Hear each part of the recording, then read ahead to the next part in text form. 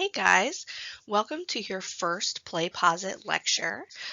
Just a little note about these lectures. Make sure that you are watching the lecture all the way through, that you are engaging actively in the interactions that are placed throughout. Some of them may ask you, kind of to reflect on something. I'll sometimes embed practice quiz questions and a few other things throughout the lecture.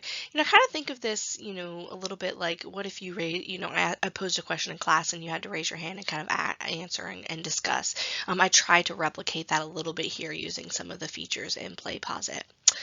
Additionally, some of you may have heard a lot about, online lectures and things of that nature, but I really treat this in terms of delivering information to you exactly like I would in class, to the best of my ability. So during these interactive lectures, I really hope that you take notes on what I'm saying. Again, I'm using the same notes that I use in class, telling you the same exact things, and that will be replicated in the same way on your exam questions, just like we did in the first half of the semester. So, don't sit here idly, take notes like you would just like you were sitting in class.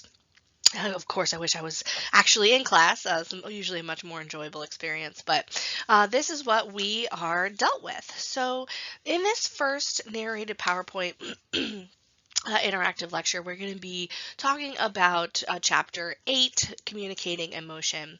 I'm going to really hit the high points of this chapter. I had a really great activity. We watched the movie Inside Out and do a great analysis of how that movie relates to the information in the chapter, but we can't do that, asynchronously. So I'm going to give you, kind of what I think are the high points of this chapter on emotion. This will be, a little bit shorter of a lecture than what you would normally have. Additionally, some of the other pieces of material I try to break down into shorter sections in these online lectures as well. I know you guys have a lot going on, a lot being thrown at you, so we're going to try our best this semester to get through the information. Okay, so to start talking about emotion, we know that, kind of hinted at emotion a lot throughout the semester already, the influence of emotion on different things, in terms of how we show emotion through our nonverbal communication, kind of the influence of emotion when we're maybe assessing whether we want to be in a relationship or not. And we know that emotions, kind of definitionally, are the body's multidimensional response to any event that's really occurring in your environment. Specifically, perhaps events that may enhance or inhibit your achievement of your goals. And so we kind of talked a little bit about that in terms of, a little bit of self-concept, in terms of persuasion, and perception and things of that nature. We know that emotions really drive our behavior, and in that way, emotions are a big factor in the success or perhaps lack of success in our interactions. And so we're going to talk a little bit about that in this lecture. So much like the other components of the course that we have talked about previously, we're going to look at some of the main characteristics of emotion and really focusing on how that influences our interactions with others and our communication and our interpersonal relationships. So first, we know that emotion is different from mood.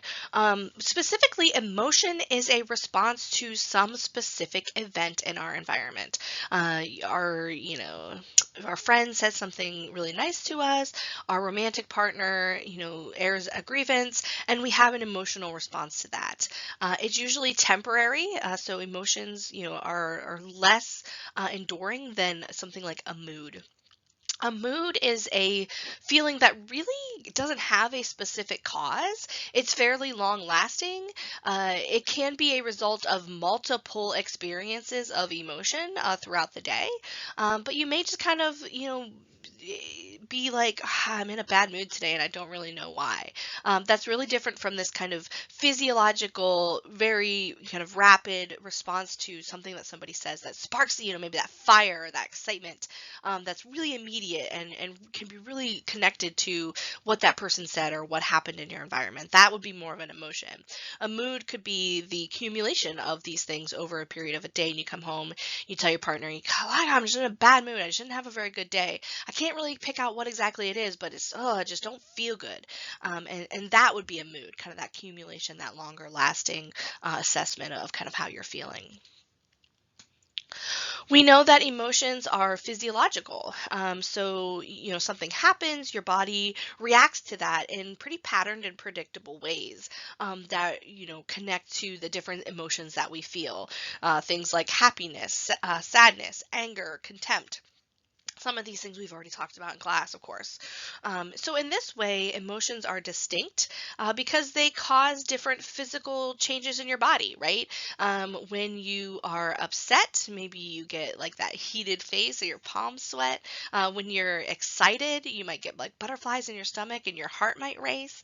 When you're anxious, we have kind of that heart racing, kind of maybe that like pit in our stomach feeling, right?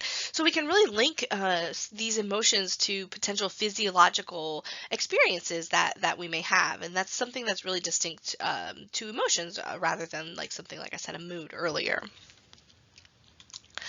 We also know that emotions are cognitive. And so our minds oftentimes will put a label to that physical response, right? So we know that the kind of racing pulse and sweaty palms means that we are, nervous or anxious about something because our minds are able to label that. We have what we'll talk about later in this lecture, emotional intelligence. We're able to put that label to that physical response and understand how we're feeling.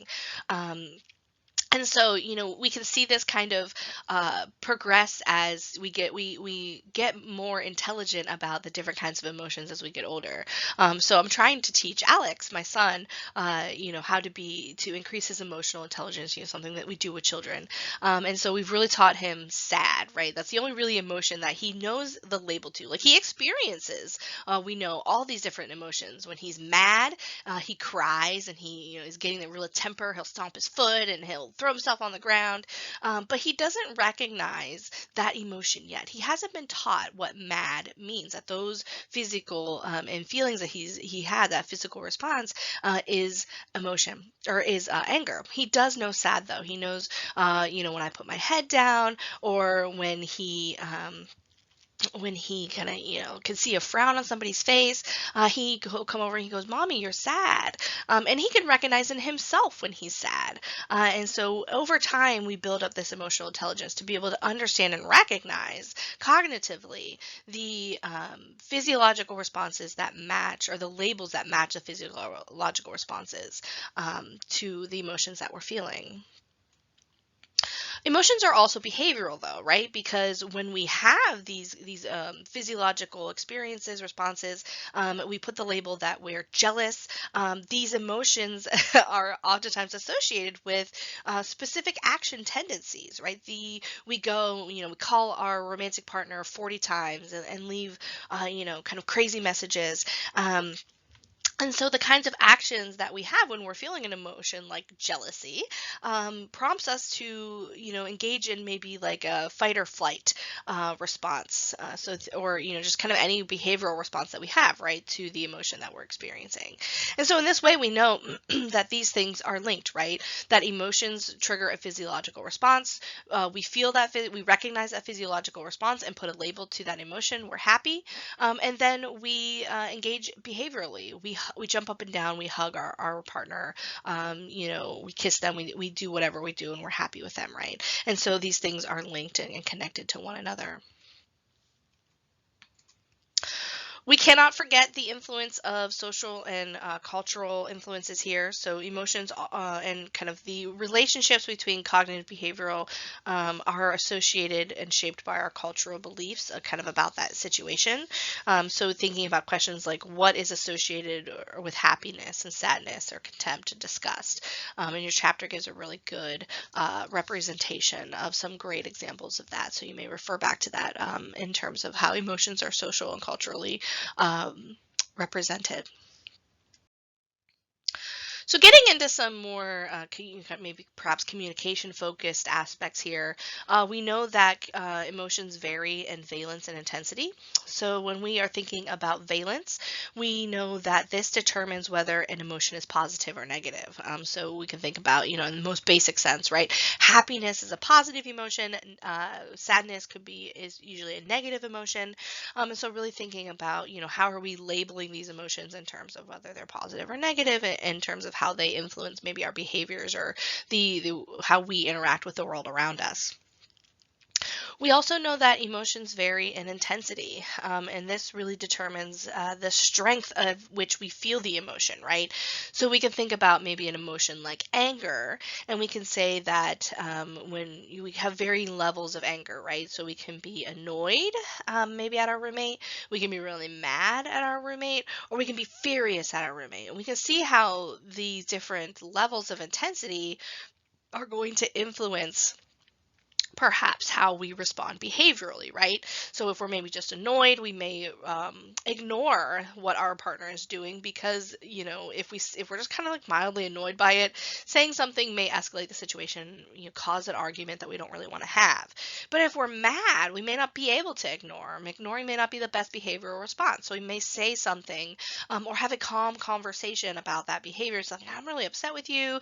Here's why. So we may be able to enact in that conflict resolution fairly calmly. But when we're furious, right? When we're at the top of that anger scale, we're experiencing anger at the highest level of intensity, we can see how maybe there may be other, maybe less productive ways in which we can act in court, as a result of that emotion. Maybe we see things like physical violence coming in here, storming out, saying things we don't mean, right? And when we're experiencing that anger emotion at the highest level of intensity with our partners. So valence, whether it's positive or negative, and intensity are really important for how we behave in terms of our response to that emotion in our interaction, in our relationships, and our communication with others. We know that emotions come in primary and secondary forms. So primary emotions, as you read about in your chapter for this week, is that primary emotions are really distinct emotional experiences. They're not combinations of emotions. So we know things like joy, sadness, fear, happiness. These are all primary emotions. They're pretty simplistic in how we understand them. I gave the example earlier of teaching Alex emotion. We're teaching him his primary emotions right now, right? Like sadness. There's very little confusion about what that emotion is and why we're experiencing that emotion, and maybe what triggered that emotion. So we learn our primary emotions first. We also know that as we increase our emotional intelligence, we begin to understand secondary emotions. And these are combinations of our primary emotions. So something like jealousy is a secondary emotion. So jealousy is a combination of anger, fear, and sadness, right? So, when we're jealous that our partner is maybe texting another person, maybe in a romantic way, we are going to feel probably a little upset and angered by that. We might be fearful that we're going to lose our romantic partner, and we might be sad that maybe our trust in that partner is lost. And so really thinking about jealousy as a secondary emotion that is a combination, simultaneously experiencing three primary emotions at once to equal that jealousy emotion. We also know that emotions we can experience meta emotion, and so just like we had communication about communication, which is meta communication, we can think about emotion in the same way. So meta emotion then is emotion about emotion. This can include how we feel about other people's emotions, as well as emotion about how we feel about our own emotion, right? So let's think about some examples of what this may look like. So we may feel emotion about how other people's emotional responses, right? So maybe, I'm thinking about I watched a lot of Friends growing up, and when Monica got engaged, we see Rachel being happy for Monica's engagement, but also a little sad that she's not engaged herself or in a relationship herself. So we could think about that emotion triggering an emotion of Rachel's.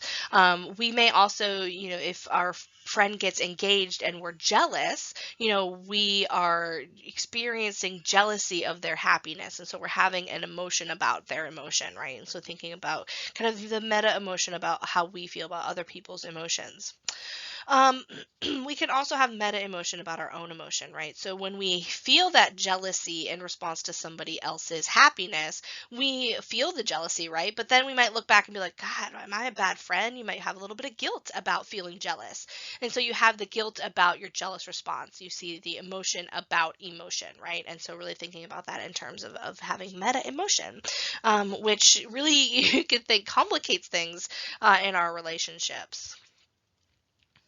We know that emotions, so our final characteristic of emotion is that they can be individual or social. And so social emotions are those that typically arise out of some social interaction. So, when we first meet somebody for the first time, maybe we're attracted to them, we would have the emotion of liking. When we see our partner flirting with somebody else, that interaction prompts jealousy, right? And so those would be social emotions. When we think about individual emotions, these emotions arise from some individual experience and not necessarily as a result of our interaction with others.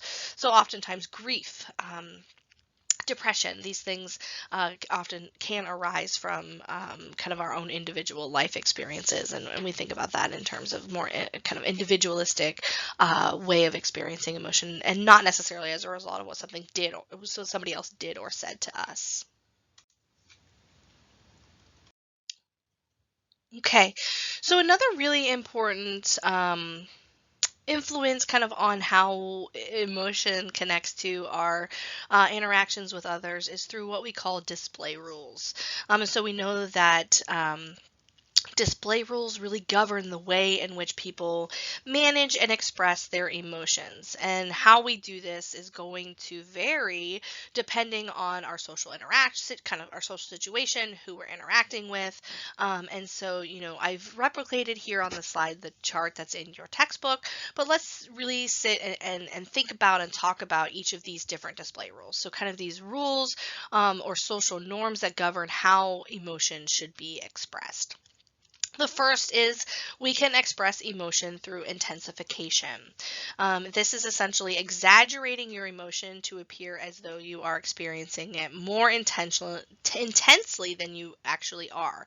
So really here we're thinking about the intensity of the emotion here. So going back to some of those characteristics of emotion.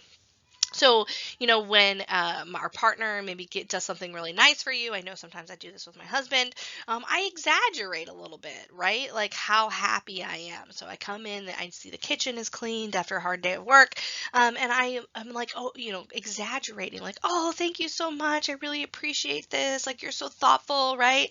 And I, uh, think, kind of intensify the emotion more than what I'm actually experiencing. I'm happy about it, right? But I'm really exaggerating. I'm really intensifying how happy I am. And, why would I do this? Well, I want my husband to continue to feel like good about himself. I want him to continue to do those nice things, right? And so when he sees how happy I am, I know that he'll do it again because he wants to continue to make me happy. If I came in, I was like, oh, that's nice, and he didn't feel validated for doing that, engaging in that behavior, he may not feel, like he should do it again. And so intensification can be really important in our relationships. We also can engage in de-intensification, so downplaying an emotion, so that it appears that we are experiencing it less intensely than we actually are, right? We could do this in conflict situations. Maybe we come in, And we are furious, right, at our roommate for something that they're doing or that they did. But we try to rein in that emotion, right? We try to display it a little less intensely because we know if we come in furious and we come in hot, we're not going to have a productive conflict negotiation. And we'll talk more about that later in the semester when we talk about interpersonal conflict, right?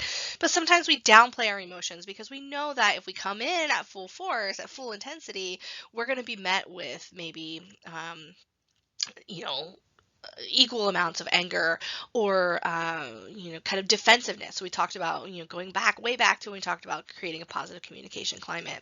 So sometimes it's important for us to de-intensify how we're feeling or downplaying the intensity at which we are experiencing an emotion. We also can engage in what we call simulation, so acting as though we are feeling an emotion when we actually are not. So this would be like our baseline is no emotion, but the situation arises that we need to act like we are feeling some sort of emotion.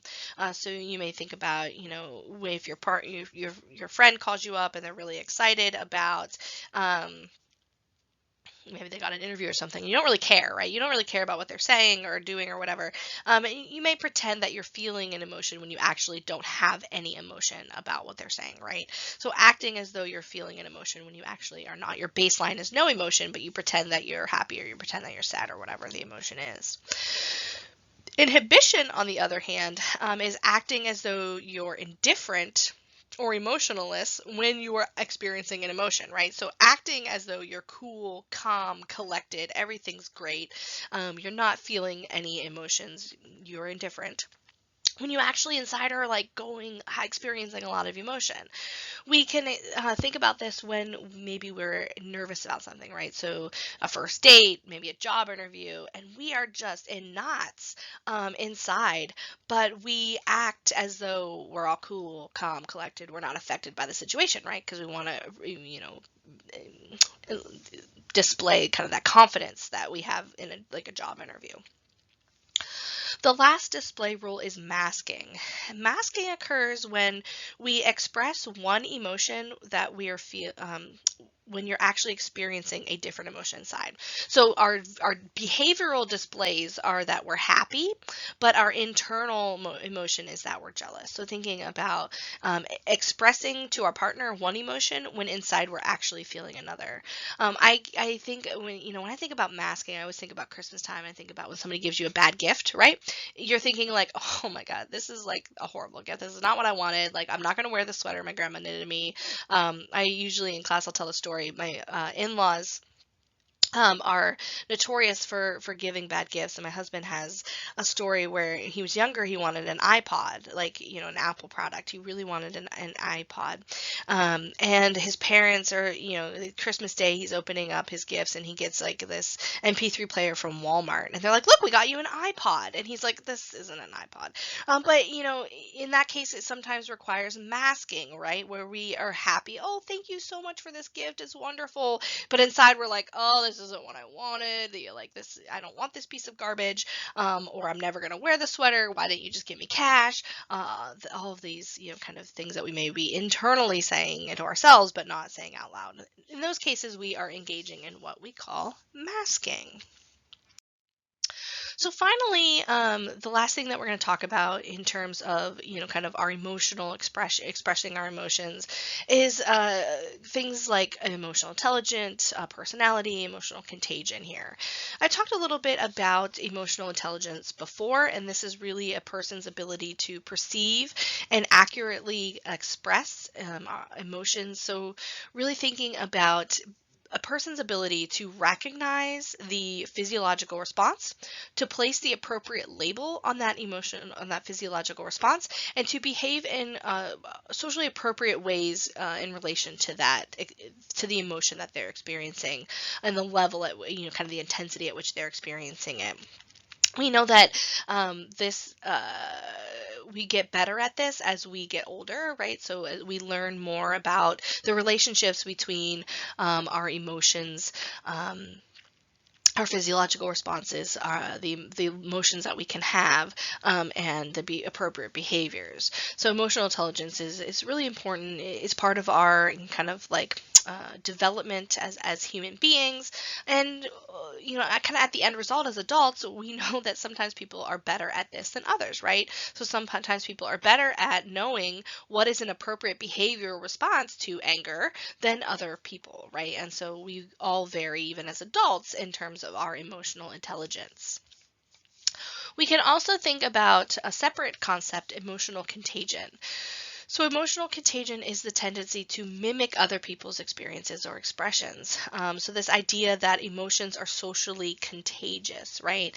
And so, thinking about, when somebody's really happy or excited or they just have a positive personality, that can catch on.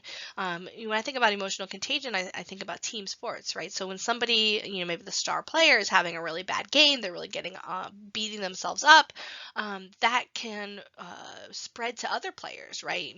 Maybe feeling less, capable, or not having that energy that you need in a tough competition. But the reverse is true, right? When the star player is having a really good game and everything's going right, other people then up their play, right, and have good games and have those positive attitudes. So emotional contagion really important in group experiences, and our interpersonal experiences that we have as well. When we think about creating a positive communication climate, this is one reason why that's really important, because when one person goes in and tries to engages in those ways in which we can increase the positiveness of our interactions, that triggers the other person to engage in it, right? Through emotional contagion as a concept. We also know that personality influences how we experience emotion.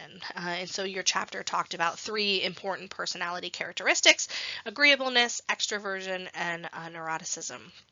So agreeableness relates to kind of how pleasant or accommodating or cooperative you are. People who kind of label themselves or have this personality trait tend to be happier. They're better at managing stress and kind of emotions. They have higher levels of emotional intelligence. They construct and manage conflict more appropriately.